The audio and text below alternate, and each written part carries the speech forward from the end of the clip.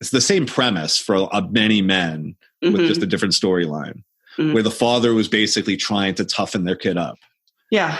And a lot of times, I've also heard of men that, it actually helped them. Some people get motivated by somebody being tough with them, or they find strength in that. It gives them a kick in the ass.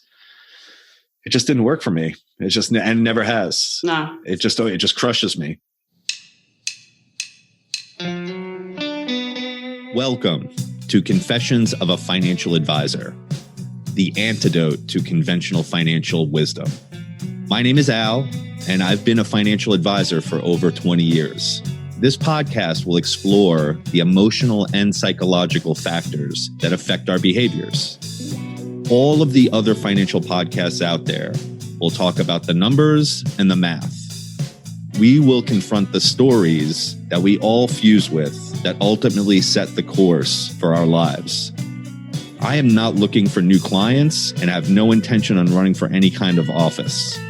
I'm going to tell you like it is and call out all the commonplace BS. Now, let's get into Confessions of a Financial Advisor.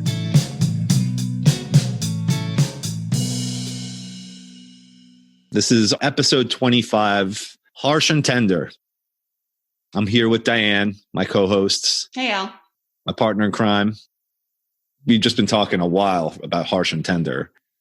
And you know where I didn't tell you where I got this quote. It's real random. So there's a movie. Of course it's a movie. And it's called, I know. It's always a movie for guys. The name is Ad Astra, I think it's called. Okay. It's with Brad Pitt. It's like a space movie. It's like Ad Astra means something. I should research this stuff before I start blabbing my lips. But it's from that movie. And there was just like a line. He has like this little like kind of monologue. And he just says, there's times in my life where I wish I was more tender than harsh. And it just, again, struck a chord. I'm like, oh, yep. Every man thinks that's our plight in life, is to try to make ourselves softer. Not the opposite, which we're taught as little kids to be harsh, to be strong, to be callous, to be resilient and tough. Most men grow up, society and also their family telling them that this is the way you have to be. Indoctrinated into that way of being. Yeah. Push down emotions. Do not be soft in public. And power comes from being hard.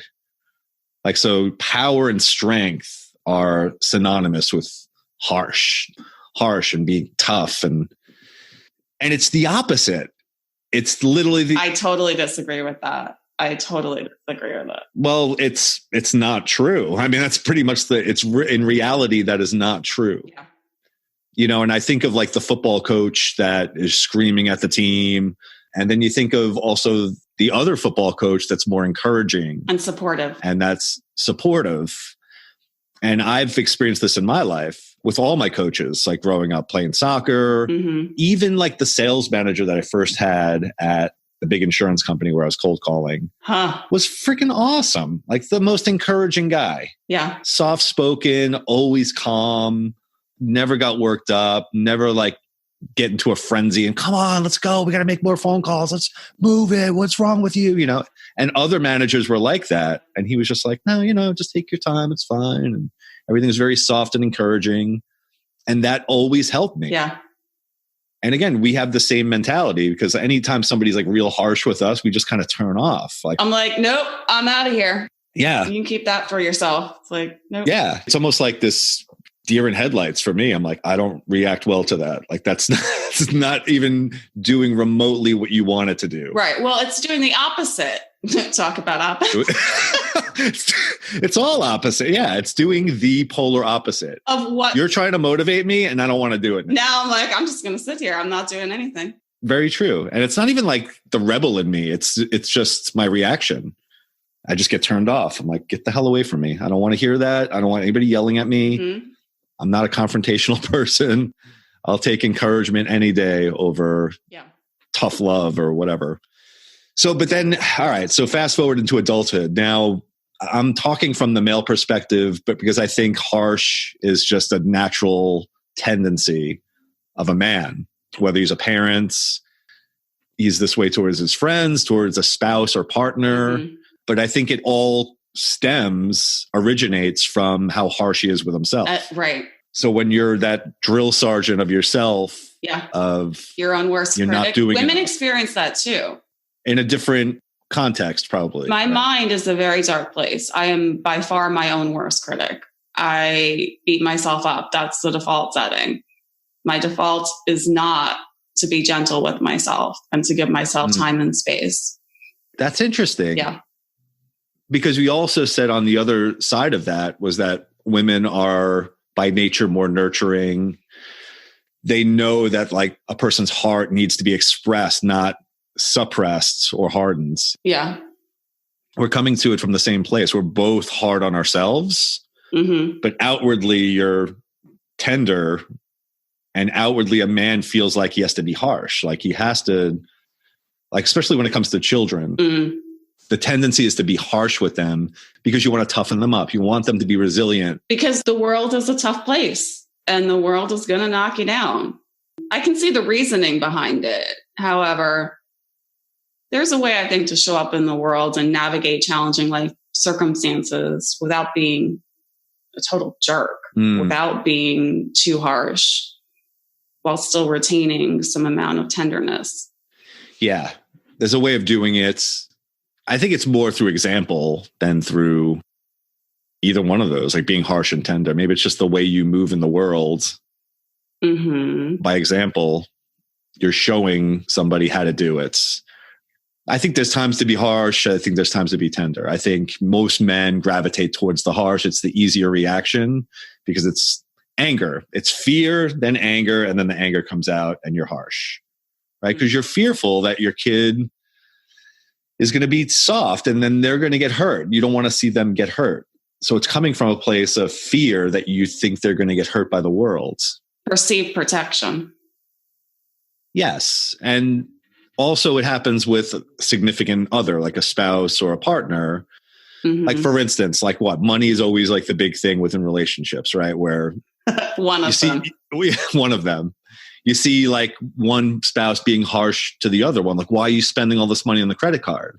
You need another pair of freaking shoes, really? Right. You know, like they take that kind of tone, but it's coming from a fearful place. Like, hey, I want to be financially secure. And you're out spending money on, yeah, you're making things very precarious. And like, I'm kind of worried that this is going to continue and we're going to be in like dire straits at some point. Like they're, again, catastrophizing, projecting. Judging. That's an entire conversation of its own. Always comes back to judging. It's this judgment. It's all based in fear. It's all based in fear. It's all rooted in fear. I'm afraid that my child is going to be beaten up by the world. Yep. With my spouse or my partner. I'm afraid we're going to both be beaten up by the world if one person's kind of out of line with their spending or. Right. Yeah. And again, most of the time when I've been harsh in my life towards someone else, it did not produce the result that I intended. It always backfired. It never really worked. Isn't that interesting? It was me just kind of venting and then them turning off to it. And then on the flip side, every time I've been tender in a moment where, you know, I had the tendency to be harsh towards someone, always helpful. Yeah. Always helpful. I mean, this works with children. In any relationship. But especially with children, because they're smaller people. They don't have the experience we have. And the perspective. Yeah. And we're by nature or by design, we're the authoritarian figure. We're bigger than them. We're adults, they're children. Right. So. Well, we talked about your dad in the post and the things that we learned from our parents growing up. And your dad modeled and showed you and told you verbally even to toughen up. Yes. And one instant, at 47 years old, there's an instant that happened in childhood that I'll never forget. And I feel like it's one of the defining moments that have made me talk about this post and basically think about this kind of thing and feel this kind of like anxiety of feeling like I need to be hard, I need to be tough, I need to be go, produce. Yeah, the you're protector. weak. Yeah, you're weak provider. if you don't produce. Yep. And it comes from an instant when I was a kid, random day, you know, it might have been a weekend. Maybe I was 10 years old, 11 years old, around that time period. Out with friends, you know, playing football, whatever. I wound up getting into a fight with one of the kids in the neighborhood. He punched me in the nose, came back with like a bloody lip and a bloody nose. And I was kind of upset. So I got home and I sat down at the table and my mom's like, oh, what happened? You know, and she's going through this whole thing. And I'm like upset and telling the story. And my dad's like, next time you get beaten up outside of the house, you're going to get another beating when you get in the house. And I remember so sensitive, like it just like my heart just kind of was crushed. And I remember I ran to my garage. I was in the kitchen. I ran to my garage and just closed the door behind me and started crying. I didn't want my parents to see me crying because they told me you can't cry in front of them, you know? And then my mom runs in, of course, like to kind of console me. Right. And I remember what I said. I remember I basically said, I was like, if every parent told their child what dad just told me, it doesn't make any sense. Then we'd all be getting beatings when we got home for getting beating. Like my little child brain didn't understand what he was saying. Like I didn't understand the concept. Yeah. I'm like, wait, I just got beaten up outside. Why would you beat me up? Right. Why would you I didn't pile get it. onto it? Yeah. Like it didn't make me tough. It didn't make me hard. It crushed me. Like it did the opposite of what he intended.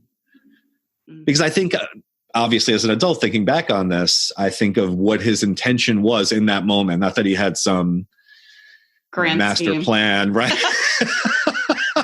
Right. I think it was just his anger coming out and this is the way you toughen up a kid. Yep.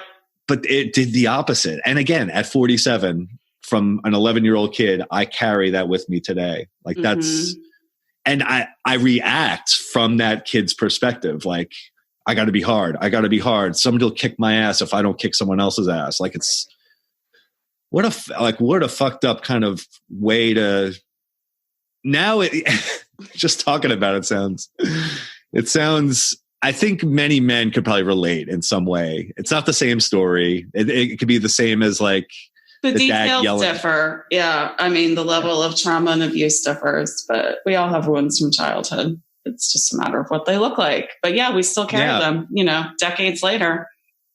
And I think the similarity, though, you could speak for women, but for men, it's a very similar story. Like my story was that story, but I think it's the same premise for many men with just a different storyline, where the father was basically trying to toughen their kid up. Yeah. And a lot of times, you know, I've also heard of men that, you know, it actually helped them. You know, some people get motivated by somebody being tough with them, or they find strength in that. It gives them a kick in the ass. It just didn't work for me. And never has. No. It just crushes me. So that's kind of, I mean, when it comes to my dad, he was that kind of guy. But I know, obviously, as an adult, it came from a place of fear. He was doing the best that he knew how to do with the tools that, you know, he was carrying his own wounds from his own childhood. Absolutely. And our parents did the best that they knew how to do with what they had to work with. And that's all any of us can do. And there's a gentleness in really remembering that, you know, we're all just doing our best. I think he remembered himself as a little kid that probably felt beaten up and just like the world hurt him. And so he's like, I'm going to toughen my kid up so the world doesn't hurt him. So it came from like a loving place, believe it or not. I mean, it's a strange kind of... The expression of it is a little messed up. Oh, yeah. Right. The expression of it and the actual, you know, reaction that I had to it was not what he intended. Again, common thing, men they want their kids to be tough and resilient. And the way that comes out is they're harsh with them. The tender part of it, like being soft with somebody, being encouraging, and that kind of me too idea of like, I understand what you're going through. Yeah. You know, I always think like in that moment, if my dad was like, oh man, I understand what you're going through. I've been there. All right. Yeah. I've been there. Right. So I know that feeling. It Whole sucks. concept of empathy. What a novel idea. Yeah. It just live with empathy, right? That's all you need to know in this world. Like, just if you can do that. Have a little bit more empathy for people, because everyone's got a story. Everyone's got trauma. Everyone's got grief that we're holding. And you don't know by looking at someone what they're navigating through. You just don't. And it's hard sometimes. Like I was telling the story earlier in Walmart. I was like, I wanted to punch people because they were getting in my way, because I walk very quickly. And like this guy just stopped. In that moment, I wasn't being very empathetic, but yeah. Right. Like, what if he had like some kind of jarring... He's not going to have a social conversation. I'm just like, what are you doing? Like, move. Yeah. I don't always get it right. So women aren't always tender, is what you're saying. Yeah. Oh, I can be harsh. I can cut. It's not my go-to, but it's available for when I need to utilize it. So it's one thing with strangers. So that's you're in some random place and it's a stranger. I get that. You're flipping people out of the car and, a little road rage here and there. But when it comes to your loved ones, how does it come out? Like, do you find yourself to be more nurturing or harsh with? Definitely more nurturing with the people that I'm close to. Yeah. Because not everyone gets close to me. Like, not everyone is allowed close to me. I'm very discerning in who I choose to spend time with and who I choose to allow into my life. What about family? Oh, God. That's the tough one. How much one. information would you like? So for listeners, like, we don't ever use the video, but Al and I can see each other. So he's watching my reaction.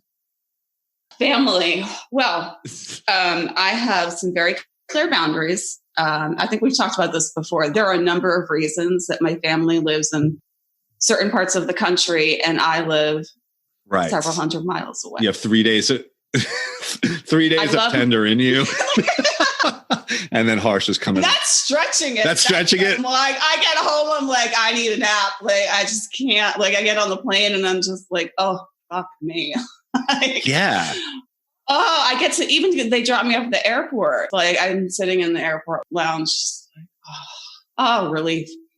I love my family, but they're not the people that I would turn to when I'm having a meltdown emotionally. Because I go home and then they throw me into like 7-year-old me. And I'm like, I'm fucking 41. Stop. Yeah. Like, you have to revert back to childhood. It's like, there's little Diane, 7-year-old Diane. Yeah. Did I tell you the story of right after the whole trauma thing happened? They were here, or several of them were here, not all of them. Mm-hmm. At one point, I went to pour myself a glass of wine. This was right after surgery. Because they were in my house and they were staying with me and I didn't want them there. And I had told them not to come.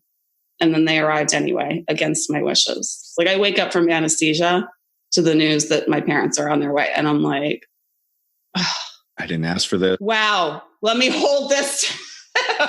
So I pour the glass of wine and my mother is like horrified.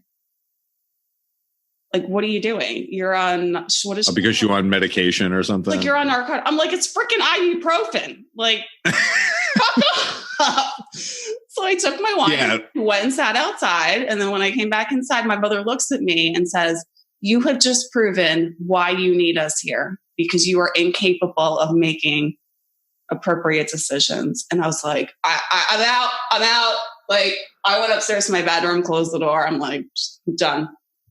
Wow. Yeah. They just threw me back into childhood. I'm like, what are you doing? Yeah. Those were long But you love days. them. I do love them. I do love them. But for 3 days is a good amount of time. Like, that's the max. 3 days, like, every so often. Like, every so often. Right. Not like. Well, they live up north and I don't travel north in the wintertime. So. Well, this harsh and tender thing works. I mean, it's so easy to be tender when people are easy to be tender with. I mean, when people are behaving the way you want them to behave. Exactly. When you don't have when the world outside is coming at you the way you want it, right? Because you have all these expectations of this is the way people are supposed to treat me. And if they don't treat me this way, then I'm going to be upset. And that's when it happens. The people that push your buttons aren't treating you the way you want to be treated or the way you are expecting to be treated. Mm-hmm. That's the hard part. So it's all well and good when things are, hunky dory and it's real easy and people aren't pushing your buttons. Try doing it when they're pushing your buttons and you're sleep deprived and there's other things going on. Uh-huh. That's where like this post to me, like really, I think about it. Like I think about this kind of thing in moments where like I'm real agitated. And again, I have a tough time saying like when somebody's agitating me. No, I'm getting agitated by what they're doing. They can't be agitating me. I'm giving them too much power by saying, you're agitating me. No, I'm just reacting. That's the internal reaction that is arising. They're not doing it. They're not responsible for what you're feeling. Your feelings are all internal. Yeah, somebody else in my shoes could be reacting completely calm. It could be a non-issue. Non-issue.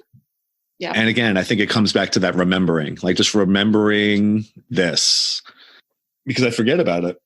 I don't remind myself that this is the time. Like, okay, you're feeling this? Take a deep breath. Take a deep breath, step back, remove yourself for a minute. It's okay. Break. Just take a break. Like, don't you're going to go down this freaking rabbit hole and you're not going to get out. So you see yourself going into it, pull yourself back out, take a deep breath, reconvene. But that's a learned skill. And not everyone is really willing to learn or open up to embracing that. I know some people in the world who are not. It's like, well, that's your choice. But they're not pleasant to be around. So I don't spend time with them. Well, that's what I mean. So, and then in turn, other people don't want to spend time with them either. And in turn, they suffer. And then they wonder why. Yeah. So, I mean, the whole point of doing all of this, like kind of internal work and like, seeing how you're behaving and what's triggering you and those types of things is that you want to live a more happy, content life. Like you don't want to be the person that nobody wants to be around. I mean, that's just not, that's not the way you get along in life. People don't want to be around you. Maybe the problem's you. Maybe what's the common denominator? It's like, oh, you've been divorced 4 times? Like, I don't know. Have you taken some time to be by yourself? Yeah. I picked 4 wrong people. Oh, they're full. It was all their fault. Like, all right, well. Mm-hmm. And it always comes back to like getting comfortable with the uncomfortable. Like that's what all this is to me. Like all of this kind of, all these ideas come back to that premise of like, as soon as I get anxious, uncomfortable, angry, all these emotions that are stirring like these heavy energies, maybe maybe those will always be ebbing and flowing in my life. I mean, I'm sure they will. They have been up to this point. And maybe like the practice is more to try to figure out how to be a little bit more comfortable in that uncomfortability, in that heavy energy, how to step back and just be like, reevaluate and just sort of pump the brakes, so to speak. Yeah. Well, you talked about it being, as a man, very uncomfortable to open your heart and even say, I love you. And we've had a lot of conversation about that topic. Yes. And just like a personal story on that, my parents never said those words. Never. Really? Like my mom would write it in a card sometimes. She'd write, I love you in a card, like a birthday card. But this is, later in life. So as a kid growing up, there was no I love yous. But I never thought they didn't love me. It wasn't like there was like this lack of love. They just didn't speak that way. They didn't say it. Yeah. Right. And then when I met my ex-wife, when I was 21, she would basically say, I love you to everyone. Like, to cousins, to coming and going, like anywhere, like, I had breakfast and you're just like going out to I love you. I'm like, what's going on here? Why is there so many I love yous being thrown around? It made me uncomfortable. I'm like, and then they would start saying it to me. And I'm like, I don't even know you. Like, you're like in a distant family kind of, Right. Yeah, it was just a comfortability thing. But again, I want to be clear. Like, it wasn't like I didn't feel like my parents loved me. They just didn't speak those words. So then I grew up around that kind of environment where like, oh, well, you don't say those words. Right. Or I also came from it. It almost seemed like those words were so important. They were needed to be saved for a special occasion, maybe. Like, or they shouldn't. Yeah, they shouldn't be thrown around so loosely because they have a heavy connotation to it. Like I love you. Like that's a big thing. You think they feel heavy? Oh, no, heavy is not the right word.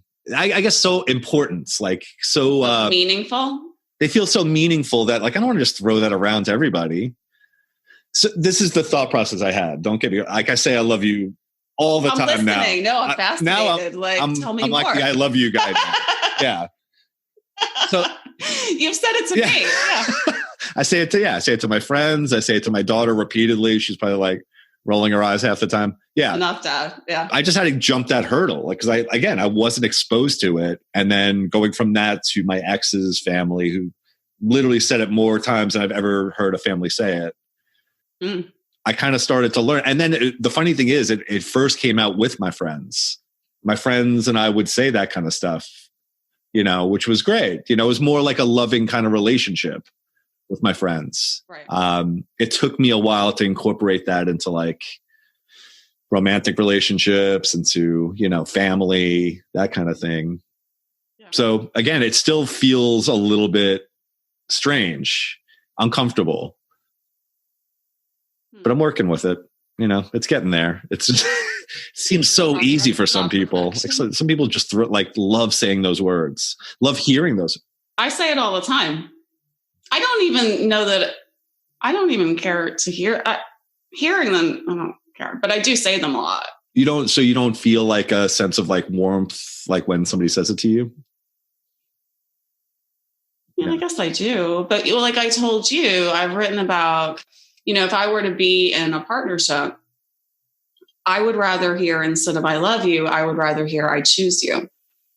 Because it would be a choice. And it is a choice. It's a daily choice to be in a partnership with someone. Yeah. Like, I don't need to hear I love you necessarily. Might be nice, but I would rather hear I choose you. I like that. Yeah. Well, you hear. It's just a shift in perspective. And words only have the meaning that we assign to them. Words are just words. They're just tools. The only meaning that words ever have are the ones that we assign to them. So if we want to choose a different meaning, we can. I think that's where it goes. When I was telling you that my parents didn't say those words, it, for whatever reason in my head, it meant that those words were so important that they should almost never be spoken. Like they're sacred. They're so meaningful. Like it should be only said in certain instances when, again, this is my child mind kind of thinking this. But isn't that coming from a scarcity mentality? I don't know. That's where my mind goes with it. Oh, here comes the therapy. You're not going to run out of. Right. There's only a certain amount of love to go around. I have to save them up. It's like, wait. Yeah. Or like deserving. There's an endless supply. Like you can say them whenever. Looping this back around into like the harsh part is like a hard person, a tough person doesn't say I love you. This is what I was taught. Like as a kid, you don't say that. That's soft. Like that's part of being soft and weak. Weak, yeah. So maybe it was a mix of all of these things but the funny thing is, I remember the turn. Where I met a friend that would say that kind of thing, was softer. He was a friend that basically didn't get into physical altercations. He basically was just the guy that like everybody loved, and he was tender. He was like a tender guy through and through. Didn't have an aggressive bone in his body. Mm-hmm. And when I saw him and I saw the power he had in being that way, I was like, I want to be like that.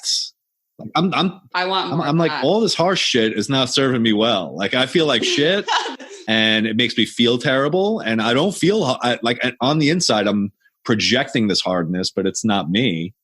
And he's doing it the opposite. And it's working. Mm-hmm. It's working better than anybody else that I saw that was being tough and harsh.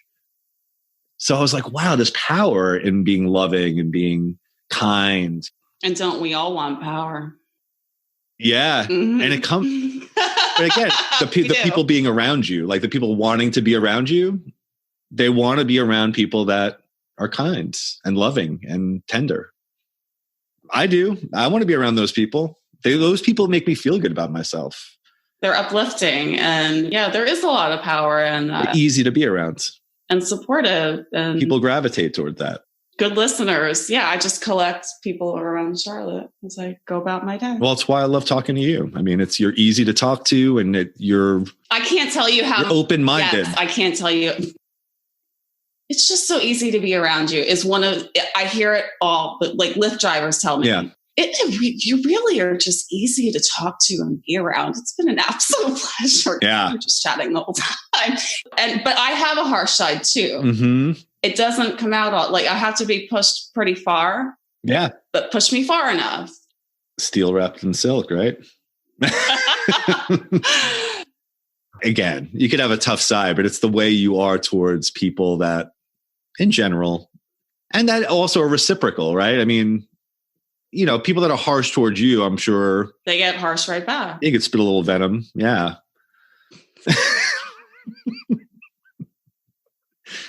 I mean, we all can, right? I mean, that's part of being from New York. It's just that's eaten into you. Lately in parking lots, I'm just like, get me the fuck out of here. I can't deal with this shit. Because everybody's home. We're all quarantined. So then the trip to the grocery store is like the highlight of the day. So we also, the last thing we were talking about before we started recording was the different, like if you have two choices, you're going to be right or you're going to be kind. Like, which do you choose?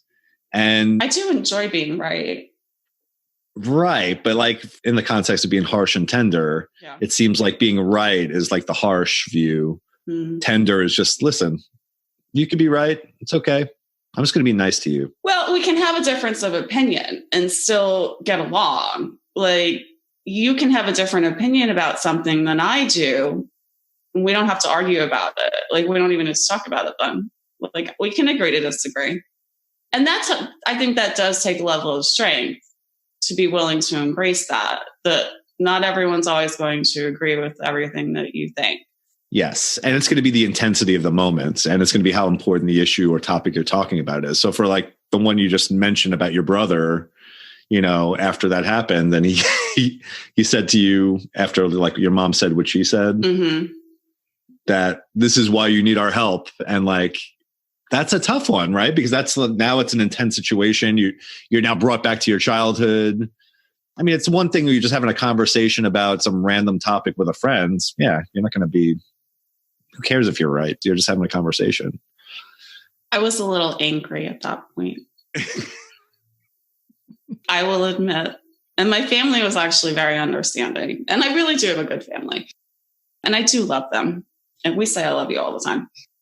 Yeah. My parents, they really were very understanding of the fact that I was immediately post-trauma and I was... Yeah, it's the most intense of intense situations. Yeah. But I wasn't angry at the guy that assaulted me. I was angry at my family, which people find interesting. Like, you were more angry at your family and everybody around you. And I'm like, I had people around me making decisions for me that were in direct opposition to what I had said I wanted or didn't want.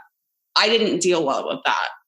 Because it's like, I just told you what I wanted and what I didn't want. And now you're completely over. And coming from a place of absolute love and care and concern. But they're like, yeah, you don't get to make that decision. I'm like, who the fuck are you? Yeah. The people closest to you are always the ones that push your buttons the hardest.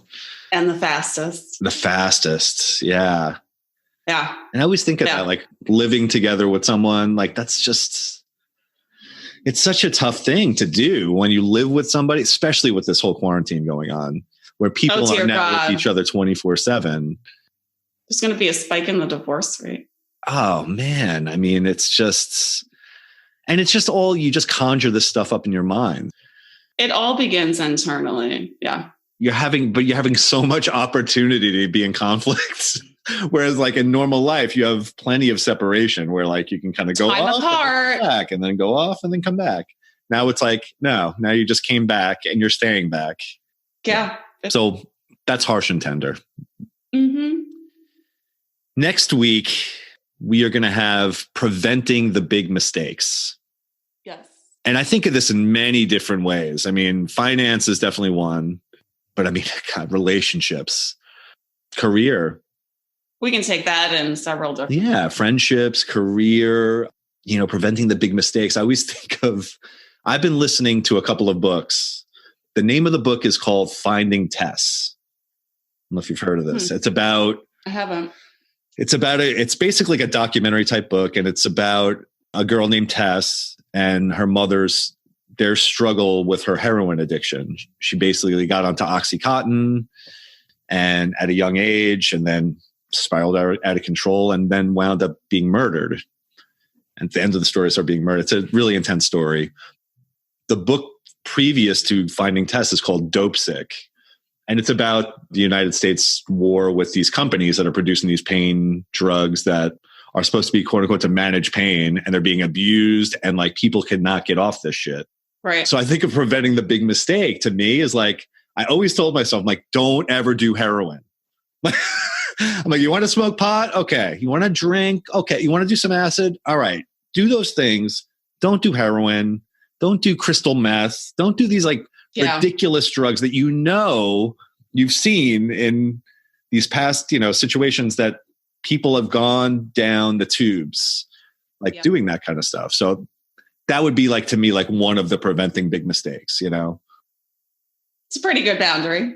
It's a big one. Yeah. But just think of that. Like, it's so easy to think about, but it's so easy not to do, like people, like kids will just dabble with it. It's not like they tried to get addicted to something. It's not like they're at a party. Somebody's like, here, try this pill. Right. They took one pill. Like, oh, I like that feeling. Let me take another one. Yeah. A week later, they're freaking hooked, and it ruins their life. Mm-hmm. I think of like these small decisions, and my therapist once told me, and I was telling you this earlier too, which is kind of deep and dark. He's like, basically everyone is 2 to 3 decisions away from ruining their lives. Mm. But I think of the flip side of that, maybe you're 2 to 3 decisions away from saving your life, improving your life, bettering all the lives around you. Mm. Yeah, just flip it. Yep. So anyway, next week is preventing the big mistakes. It's going to be a good one. We're going to dedicate a whole podcast to it because I think there's a lot of different storylines in there. So please come follow us, faconfessions.com. Like, subscribe, share. Follow. All those things. Review. Yeah, please review. That'd be great. We've gotten a lot of cool reviews, so thank you to everybody out there that's doing that. Well, thanks, Diane. It was fun. That was a good one. And we'll see you next week with preventing the big mistakes. See you next week. Take care.